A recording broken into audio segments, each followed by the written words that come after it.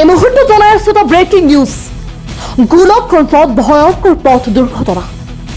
এডাল গছত তীব্ৰ জোৰে খুন্দা মৰাৰ ফলত সংঘটিত হয়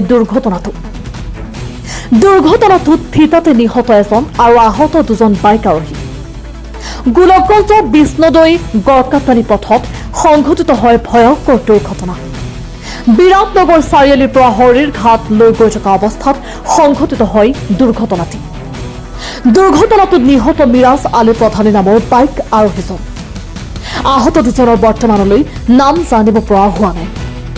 আহত দুয়োৰে অৱস্থা অতি সংকটজনক বুলি জানিব পৰা গৈছে আৰু স্থানীয় ৰাইজৰ সহযোগত গোলকগঞ্জ আৰক্ষীয়ে আহত দুয়োকে উদ্ধাৰ কৰি প্ৰেৰণ কৰে ধুবুৰী চিকিৎসা মহাবিদ্যালয় চিকিৎসালয়ত। দুৰ্ঘটনা সংঘটিত হোৱা বাইকখনৰ number AS17N9619। News desk report, নিয়মীয়া খবৰ।